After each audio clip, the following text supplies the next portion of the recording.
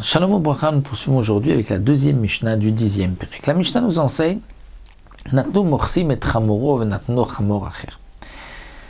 Les percepteurs d'impôts lui ont pris un âne et lui ont mis un autre âne à la place.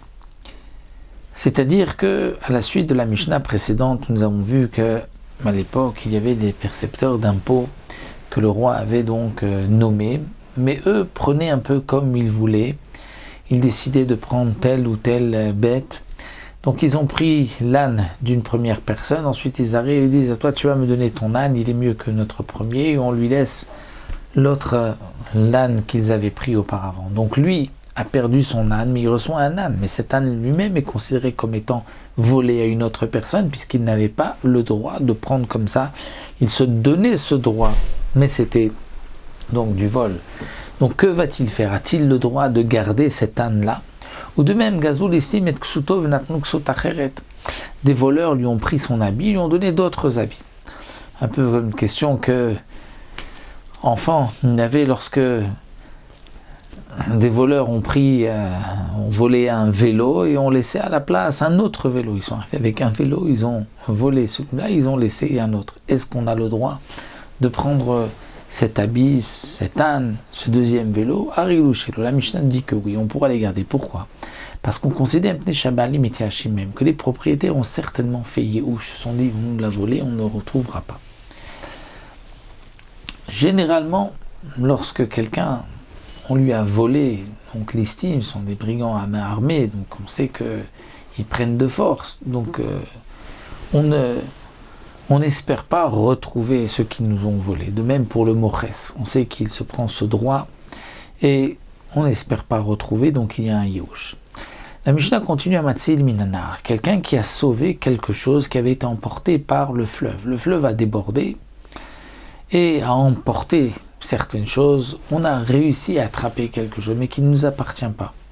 Bien, la Mishnah nous dira que si le propriétaire a fait Yehush, eh bien, c'est à lui, il pourra donc le garder. Ou de même, Menagaïs, c'est-à-dire il y a une armée qui est venue, qui a emporté, et lui a réussi à prendre quelque chose. Au Minalistim ou de brigands à main armée. Dans tous ces cas-là, si les propriétaires ont fait Yehush, Arilushelo, il pourra le garder. C'est seulement, dit le Barthénora, si on a entendu que le propriétaire a fait Yehush, c'est-à-dire a dit, bon, tant pis, dommage, j'ai perdu cet argent. Mais sinon, Stama, il est obligé donc de rendre. Le Barthénora nous dit que la Récha de la Mishnah où on avait vu que des voleurs lui ont pris son habit et qu'on a dit, ils lui ont laissé un autre habit, on a dit certainement que les premiers ont fait Yehush parce qu'on parle ici de voleurs Israël à main armée. Étant donné que ce sont des Dayanim Israël, des juges qui vont juger cette histoire, les juges vont dire apporte une preuve qu'ils t'ont volé. Et puisqu'on n'a pas toujours des preuves, donc c'est pour cela qu'on est mityaesh.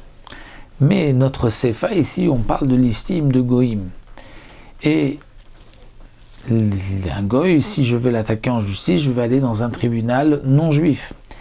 Eh bien, les tribunaux non juifs, eux, n'exigeaient pas de témoins.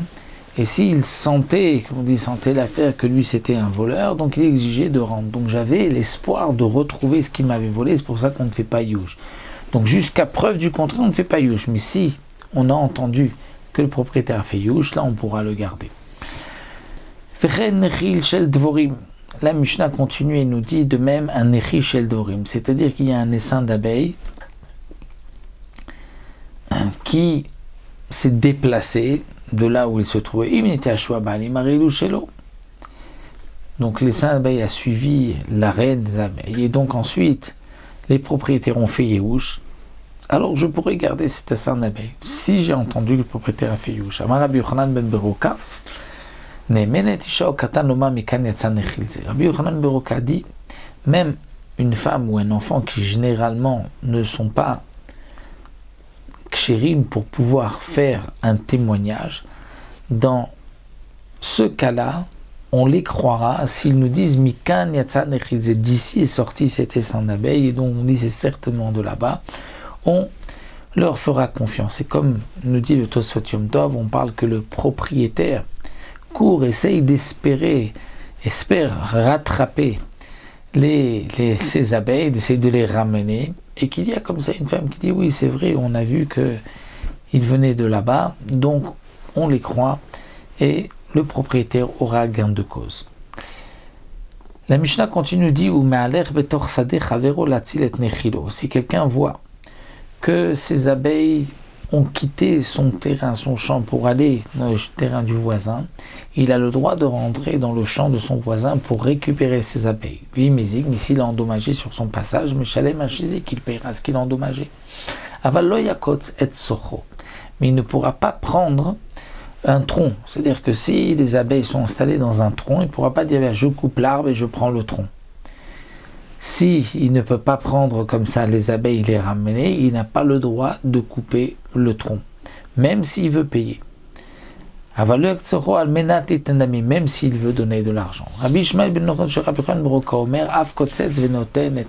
Pour Rabbi Ishmael, le fils de Rabbi Yochanan ben Beroka, il peut exiger qu'on coupe l'arbre, il va payer le prix de l'arbre, mais il reprend l'arbre avec dans le tronc ses abeilles.